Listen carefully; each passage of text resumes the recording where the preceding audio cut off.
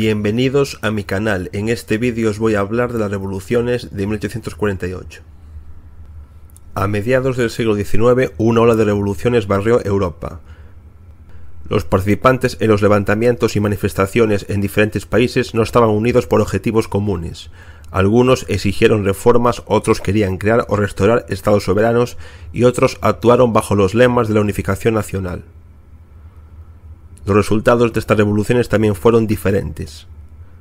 Algunas fueron reprimidas sin dar marcha atrás, otras se convirtieron en un punto de inflexión en la historia de estados enteros. Las revoluciones europeas de 1848 fueron el resultado de un gran número de causas diversas, asociadas con cambios fundamentales en la sociedad europea en la primera mitad del siglo XIX.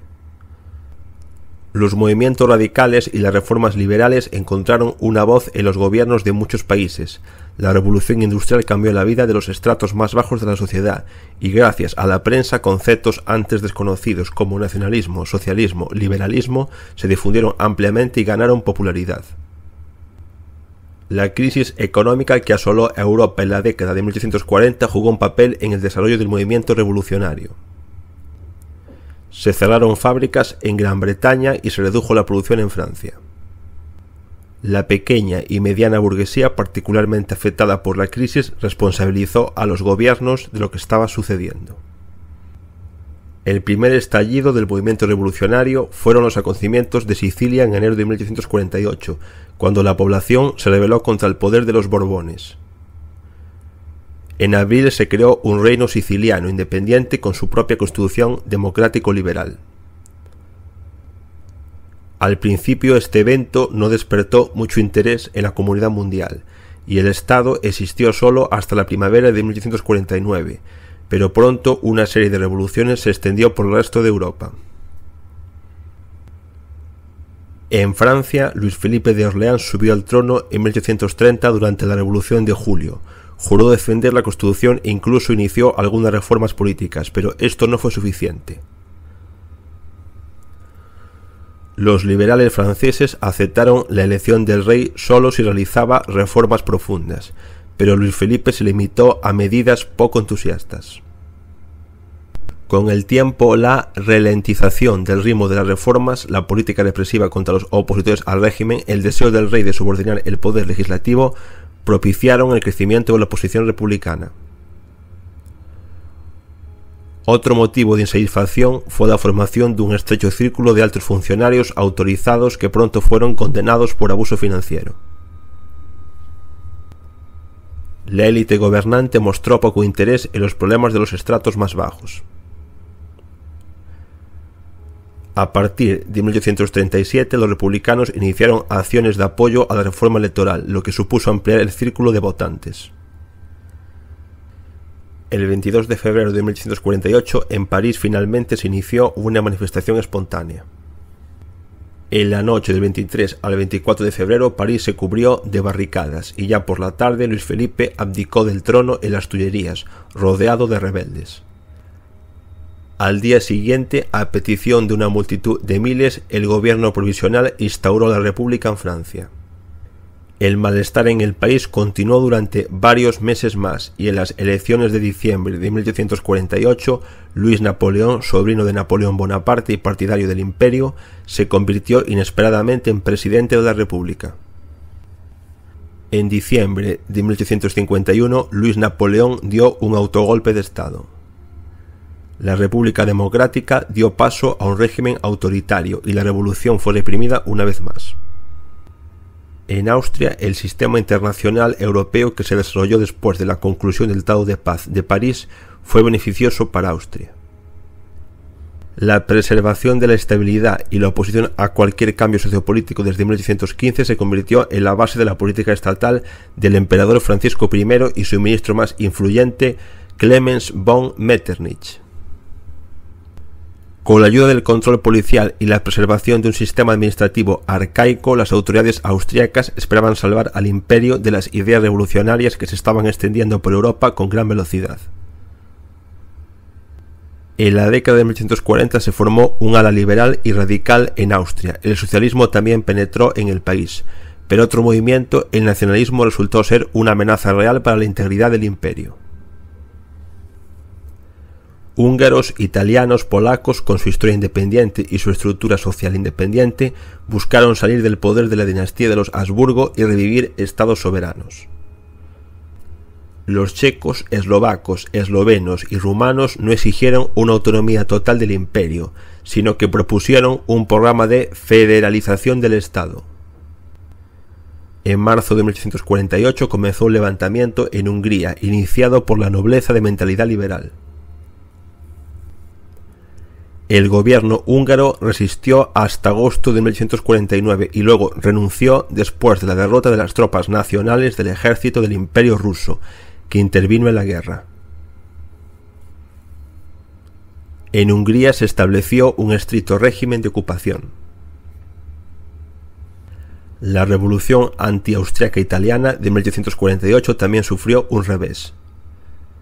Inmediatamente después del levantamiento en Viena, que se desarrolló en apoyo de Hungría en marzo de 1848, comenzaron manifestaciones patrióticas en Venecia, que culminaron con la creación de la República de Venecia. En Lombardía comenzaron las batallas de la población local contra la guarnición austríaca. A principios de 1849 se formaron repúblicas en Roma y Florencia.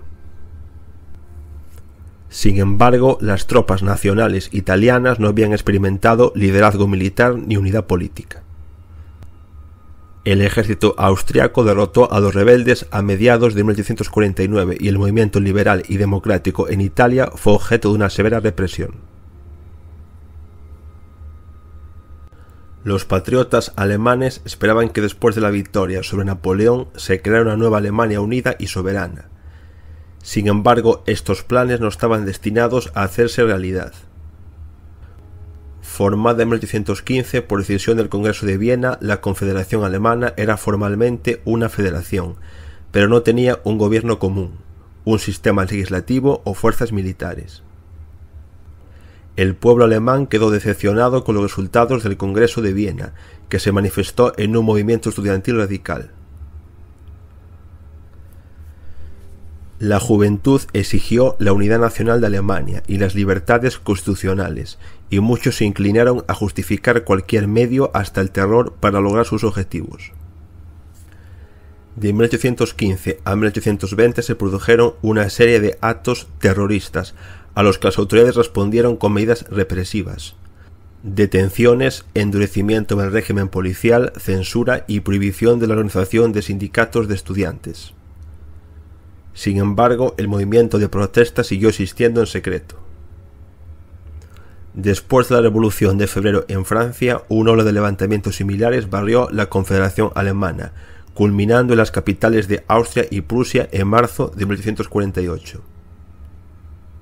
En la noche del 13 al 14 de marzo estalló un levantamiento en Viena, lo que obligó al todopoderoso canciller Metternich a huir del país. Sucesos similares tuvieron lugar en Berlín, donde tras los enfrentamientos entre destacamentos de obreros y estudiantes con las tropas, el rey Federico Guillermo IV nombró a un nuevo gobierno liberal. En mayo de 1848, una Asamblea Nacional comenzó su reunión en Frankfurt, que se suponía que elaboraría una nueva constitución para un Estado alemán unificado. Sin embargo, la elaboración de esta constitución planteó muchos interrogantes. Por ejemplo, la multinacional Austria no podía entrar del todo en la futura Alemania, y su división supuso un estallido de descontento en Viena. En octubre de 1848, un levantamiento en apoyo de la Revolución húngara fue aplastado en Viena, y en diciembre de 1848 el rey de Prusia, Federico Guillermo IV, concedió a Prusia una constitución. Este fue un golpe al movimiento nacional con su proyecto de una Alemania unida. La Asamblea Nacional, por inercia, se reunió hasta el verano de 1849, pero para entonces ya había perdido su condición de centro de la vida política. Después de 1815, Suiza estuvo en peligro de colapso total. Mientras Europa atravesaba un periodo de centralización nacional, los cantones suizos, con sus propias administraciones, costumbres y medidas, seguían siendo solo una unión de repúblicas. La situación se complicó por el hecho de que los católicos luchaban por la supremacía política con su deseo de preservar el orden tradicional, y los protestantes democráticos luchaban también por sus propios intereses. Los católicos fueron apoyados por Austria y Francia, y los protestantes por industriales locales, comerciantes y banqueros. En 1847, la unificación de los cantones católicos desató una guerra civil para impedir la centralización y democratización del país. Ya en noviembre del mismo año, el ejército de los cantones protestantes derrotó a los cantones católicos, y en 1848 se aprobó la Constitución que estableció la unidad del país y las libertades civiles. En Bélgica, en 1847, el Partido Liberal llegó al poder apoyándose en la burguesía industrial y comercial. Fue ella quien poseyó la autoría de una serie de leyes que contribuyeron al crecimiento económico. Esto no salvó a Bélgica de las manifestaciones de fuerzas democráticas tras el inicio de las revoluciones europeas de 1848, y en algunas ciudades hubo manifestaciones callejeras, pero pronto se detuvieron por sí solas. En el Reino de los Países Bajos, que después de 1815 seguía siendo una monarquía, el rey tenía un poder ilimitado, lo que no convenía a la burguesía económicamente fortalecida. Los liberales holandeses exigieron reformas estatales y sociales, pero esperaban lograrlo por medios legales. Presionaron al gobierno para que revisara la Constitución desde 1840, y solo las revoluciones europeas de 1848 obligaron al rey Guillermo II a hacer concesiones. El 3 de noviembre de 1848 se promulgó la nueva Constitución de los Países Bajos, según la cual el jefe del poder ejecutivo no era el rey, sino el gobierno, responsable ante el Parlamento. Los países nórdicos estaban por delante del resto de Europa, por lo tanto, las revoluciones de 1848 no tuvieron una fuerte influencia en esta región. En Dinamarca, Noruega, Suecia persistió el conservadurismo constitucional, que sin embargo cedió gradualmente bajo la presión del movimiento democrático liberal. A partir de la década de 1830 se desarrolló un amplio movimiento de oposición en Escandinavia, cuyas principales demandas eran la expansión de las libertades civiles, la restricción del absolutismo y la convocatoria del Parlamento. Los acontecimientos europeos de 1848 y 1849 también se convirtieron en el impulso de los levantamientos revolucionarios en esta región. En Noruega se formó un movimiento de masas de trabajadores y campesinos, pero pronto fracasó bajo la presión de las medidas represivas del gobierno. En Dinamarca, en 1848, bajo el reinado de Federico VII de Dinamarca, fue promulgada la Constitución que convirtió al país nórdico en una monarquía constitucional.